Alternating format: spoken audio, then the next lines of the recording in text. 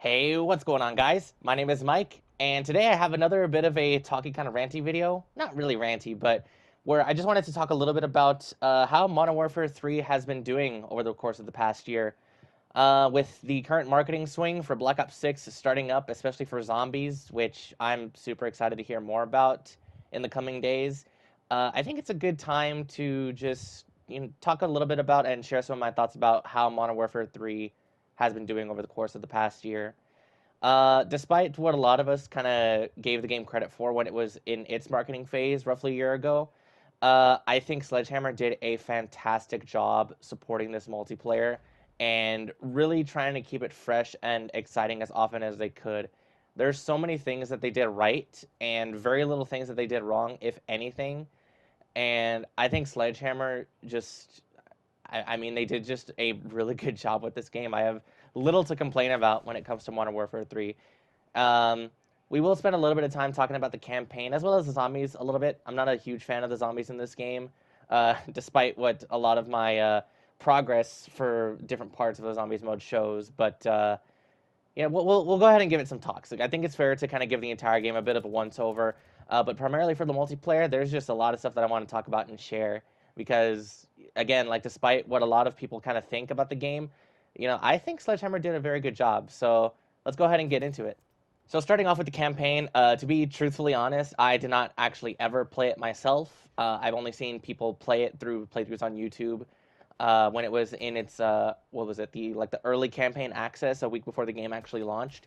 I was not a huge fan of what I was seeing, and I can guarantee you that I would not have liked actually playing it either. The open combat missions, while an okay concept, I think more of the open style type of missions that Treyarch did in the Cold War campaign were much better executed. Definitely, I think it was a product of the fact that Modern Warfare 3 was such a rushed product. Definitely part of the reason why the campaign just was so short and just kind of so slapped together in a sense, especially the actual story based on what was going on. But, they did what they could, and, I don't think a lot of people are going to be remembering Modern Warfare 3 for the campaign. If anything, it'll be just for the fact that it was a bad campaign at all. But, yeah, it was all right in the sense. Since I want to spend most of the time in this video talking more about the zombies mode more than anything, or no, not the zombie, the multiplayer, excuse me. We will talk about the zombies mode right now because I do want to get a lot of my thoughts out about the multiplayer since that's what I primarily play. That's what I get a lot of my engagement out of. Um, for the zombies mode, it's an okay concept. I personally don't understand why Treyarch is trying to lean so hard into the open style gameplay for zombies in particular. I think Outbreak was only a major success in Cold War because number one, it was free for 2 weeks, and number two, it was a part of the Warzone era of CoD where people were still primarily stuck at home with nothing to do. And, a lot of the Warzone people probably were trying out zombies for the first time through Outbreak in Cold War.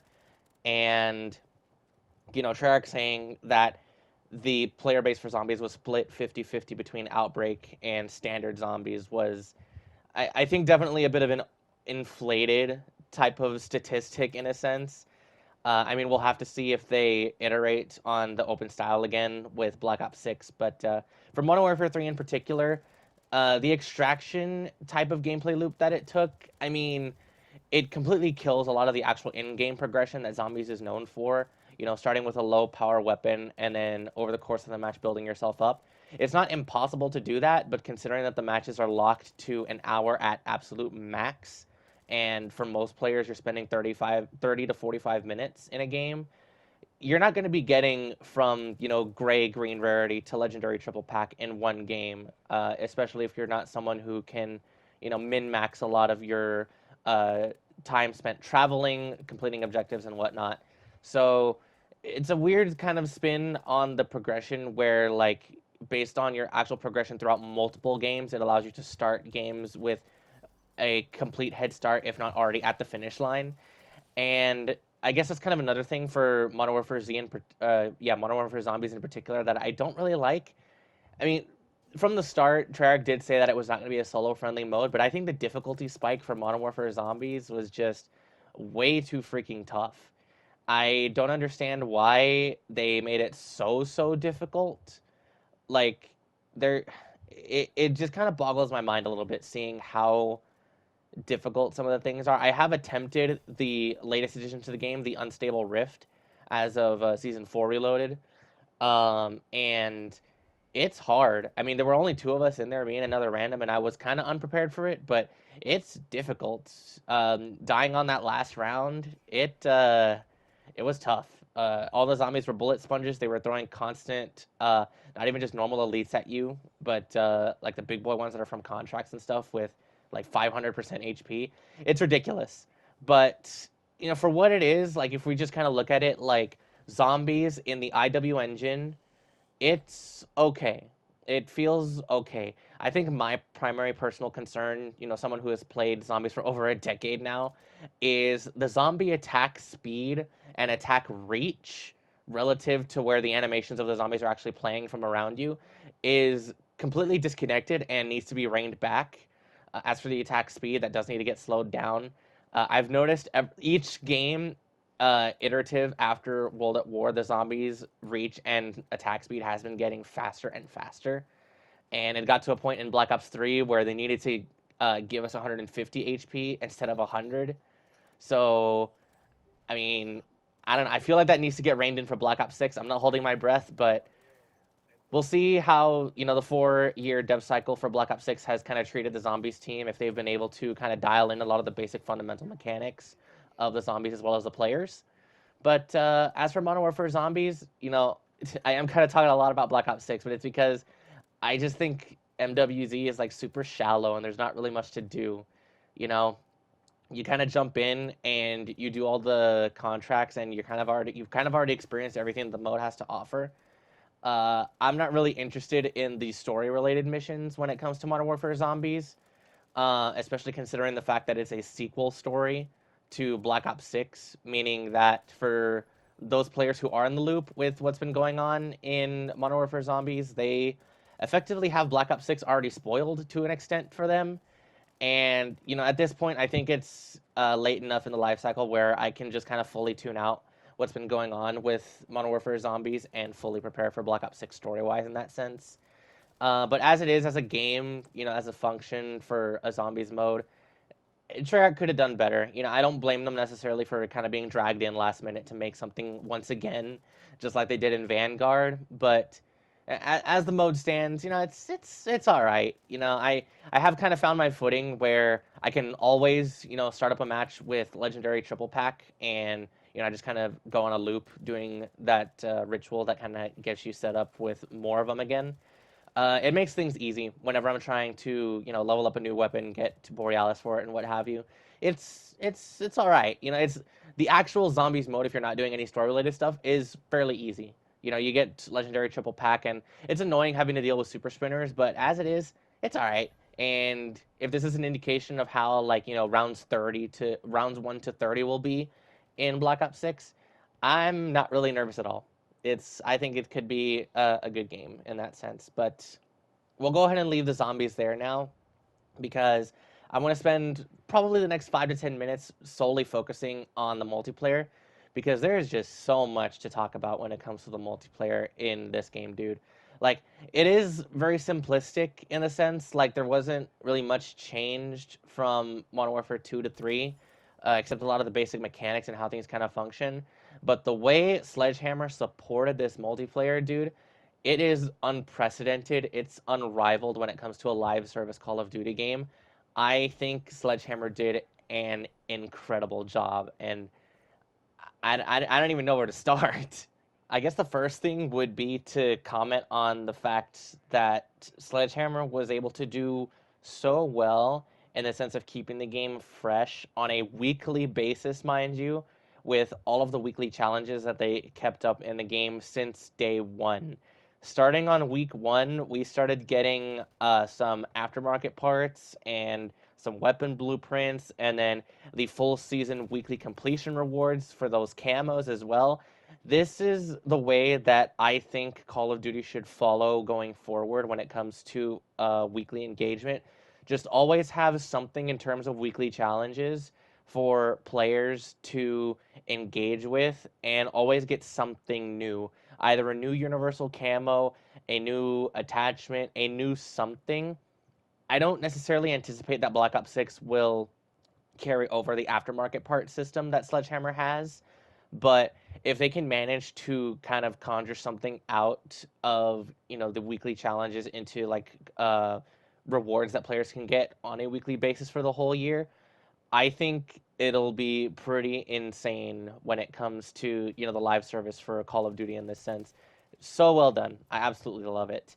And on the topic of things to earn for players, all of the camos that you can earn, not only did we get so many that carried over from Modern Warfare 2, effectively rewarding players who did play Modern Warfare 2 the year before.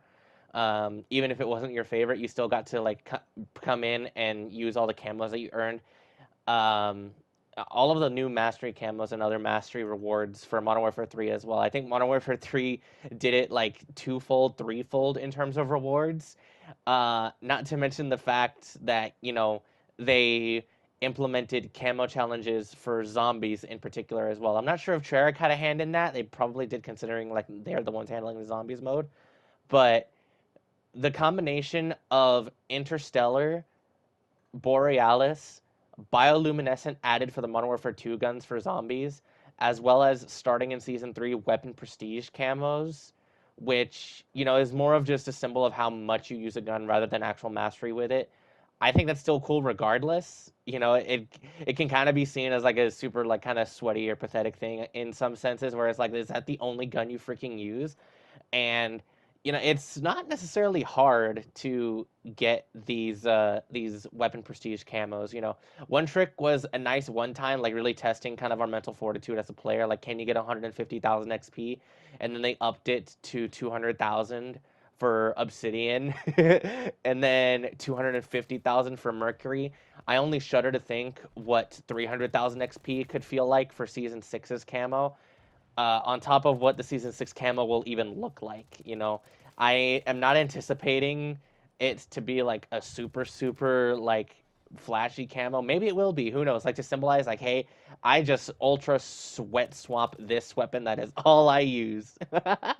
It's such a neat concept. And I think a lot of people like kind of, overbloat the fact that like if you have these higher level camos, like that's all the guns you use. I'm not one of those players. I do tend to use like a variety of different weapons as much as I can anyway. I try to branch out and use different stuff. It does hurt my KD and performance in a lot of cases, but when I use weapons that are a lot more competitive, it's fun. And I like using different things every game. It's super good. Speaking of the weapon selection, on top of just the aftermarket parts, also making new weapons in a sense, a lot of the new weapon additions to Modern Warfare 3 have been fantastic throughout the seasons. We it's so evident that Sledgehammer wants to make Advanced Warfare 2. They brought back the EM1 in Vanguard, and then they have the BAL 27 as well as the Moors in this game. And the week one aftermarket part for the Moors turns it into the blunderbuss, which is so freaking funny. I love Sledgehammer. Like they're so like just kind of chill and know how to make a game fun. Like they take what is a poor situation for them dev wise, and they're able to turn things around for the players to still make it a super fun game. Despite the fact that we called Modern Warfare 3 a $70 DLC, Modern Warfare 3 is just so much more than that. There's so much more here than Modern Warfare 2 could ever do. With Infinity Ward being so stuck in their ways trying to make a mil sim Call of Duty, it sucks. But Sledgehammer, they got the memo. They got the job done, and they've been doing really well. And I have nothing but positive things to say about Modern Warfare 3. It's insane. Just quickly touching on the Grand Mastery stuff for a second. Still carrying over from Modern Warfare 2, there are the Grand Mastery challenges for weapons that you can do in this game, where once you unlock the Mastery Camo for whatever respective mode, multiplayer or zombies, you get the Grand Mastery grind, which is, for multiplayer anyway, 100 kills with gold, 200 with platinum, 300 with priceless, and then 400 with interstellar, like all separately equipped. And then you get a Grand Mastery charm. That's effectively, I think, what is it, 1,200 kills with the weapon, something like that, or 1,000 maybe. And if you do it for all of the base guns in the game, you get a Grand Mastery charm that kind of symbolizes that. And I don't have it on video, I didn't record it, but I was going through and checking like just some of my calling cards yesterday, and Sledgehammer I think did what Infinity Ward didn't. They also gave you an associated calling card as well as emblem to symbolize like that achievement as well. I don't think Infinity Ward ever did that. They just gave you a charm as far as I was aware anyway. But dude, the emblem and the calling card are like the easiest things to like show off because the charm is fairly unnoticeable. Unless people are actively looking at your charm and kill cams or something, it's not going to be, taken notice of. But calling cards and emblems are always there. When you get killed, they're going to see it, and when you kill them, they're going to see it, and it's on the final kill cams, much easier to see than a charm. So good for rewarding players that go the extra mile to do the craziest grind things like that. And that just has me all the more excited for Black Ops 6 because they mentioned in the direct, I want to say about a month and a half ago now, for players that get all the way to the end, like Master Prestige level 1000, if you get all the way to the end, there is something special waiting for you. And I'm curious to see what that's going to be, um, considering that I myself am a high level prestige right now in Modern Warfare 3 completely unintentionally as well. Um, I think I'll be able to hit level 1000 at least some point in the life cycle. I'm not going to try and rush it completely. If the levels are shared between multiplayer and zombies, that's going to be even easier for me. But I think this just goes back to the fact that I think Sledgehammer did such a good job supporting this freaking game. Because that's another thing, like on top of the weekly challenges to get different aftermarket parts, blueprints, and what have you, there have also been constant events throughout this game. If there's not something going on, there's some event that you can work on some progress toward. Right now, there's a WWE event for a free operator skin, which is neato. I think operator skins are less valuable in Call of Duty considering it's an FPS, but still cool nonetheless. And it's just simple challenges. They give you a week or two to do certain things, or if it's something that is supposed to take up the entire season, it's a bit of a grind to kind of get through, but it helps kind of keep that engagement up. And I think it is a bit of an unfortunate way that the gaming space has kind of gone in the last few years. No thanks to Fortnite, but um, you know, making sure that the game always has some carrot on a stick for the player to chase. It's gotten to the point where a game simply being fun, sadly, isn't enough anymore. And as much as I wish we can go back to that, case in point, X Defiant. X Defiant doesn't have a lot to work towards. It's kind of banking on the fact that you're solely just going to keep on coming back and playing just because the game is fun.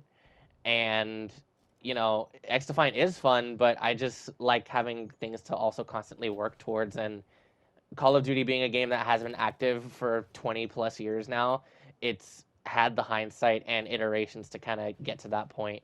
So a bit of a shame in that part for other games and X Defiant and stuff, but that's the thing that Sledgehammer has done so well with Modern Warfare 3, and it has been such a pleasure playing this game. Barring the engagement optimized matchmaking with heavy skill factor aside, I think Sledgehammer did a fantastic job. They have done a lot of quality of life things. They reward players very well for a lot of their time. They respect your time as best as they can under the shackles of what Activision deems is necessary for their bottom line. And I I'm hopeful. I'm praying that Sledgehammer, not Sledgehammer, I'm praying that Treyarch is able to look at what Sledgehammer did this year and take a lot of that inspiration for Black Ops 6. Because as I kind of mentioned in my previous video, talking about my feelings on FPSs in general, after Black Ops 6, I think I might be done with them like kind of completely at this point. I'm finding a lot more interest and excitement and engagement from single player games, as well as just a lot more fun because it's not as stressful. It's impossible to really kind of manipulate a single player experience. Um, but for multiplayer games and FPSs being the primary ones that I play, I think following Black Ops 6, I'm going to be primarily done. And I just hope for, I guess, kind of my sake in that sense, that Black Ops 6 takes a lot of these things that Modern Warfare 3 did so well. So well. I could not speak more positively about Modern Warfare 3. I think they did such a good job. I don't have much to complain about other than, sometimes weapons are overpowered in a sense, not necessarily overpowered, but also overused. And it just kind of becomes a little bit annoying. Like the PDW in the game currently, definitely overtuned a little bit. I think it has a stupid fast time to kill up close. I don't know how that is statistically, but it certainly feels like it. And then the STG is also a bit of a laser beam, zero recoil, and a consistent force shot, I think out to nearly 50 meters, which is ridiculous. Um, so definitely overused guns. Kind of expected, I guess, for new weapons that are part of a new season. But I mean, you look at guns like the BAL, which kind of came out still being underwhelming in the sense that they have nowhere near a fastest time to kill as other ARs. But that's neither here nor there. It kind of all comes down to like nuance for the weapon balancing teams at Sledgehammer and whatever. All in all, I think Sledgehammer, as I've been saying, has done really freaking good with this game. And I just hope that on the off chance, by some miracle, someone at Call of Duty or specifically Sledgehammer is seeing this, you all did a fantastic job with Modern Warfare 3. I don't know what kind of trouble you all went through on the dev side of things prior to launch. I don't know how stressful it could have been, working on a lot of the live service stuff week to week, creating all of these aftermarket parts, creating all of these camos, fixing and adjusting everything. I can't imagine, like, coming from a dev cycle that was on a 2 to 3 year basis where all you're really doing is just making the base game and then making 16 maps for DLC, to all of a sudden having to make probably 20 plus maps for a year on top of multiple new guns, multiple new camos, multiple new events, multiple new cosmetics. I can't imagine a lot of the work that kind of goes into live servicing a game to this extent. It's utterly insanity. And like I said, I have nothing but positive things to give you for this game. Modern Warfare 3 is, in my opinion, I think the best Call of Duty game that we have gotten since the Warzone era began. And yeah, all I can do is hope that Treyarch kind of follows suit with a lot of these good decisions following into Black Ops 6. So uh, yeah, a bit of another rambly but very positive video. I love this game. I think it did very good as far as kind of engagement and fun are concerned. Again, barring the matchmaking system, but we'll go ahead and leave things here for today. Uh, if you did make it all the way to the end, thank you so very much for watching and listening to me talk about this game. I hope you all enjoyed also some of the kind of gameplay that I had going on in the background, just to show off a lot of the camos, unlocks, game modes, different weapons and stuff. I tried to kind of keep things a little bit, fresh and, always doing something different just to kind of show off different things. But yeah, we'll go ahead and leave it there. I had a lot of fun making this video, and I will see you all in my next one. Peace out, everybody.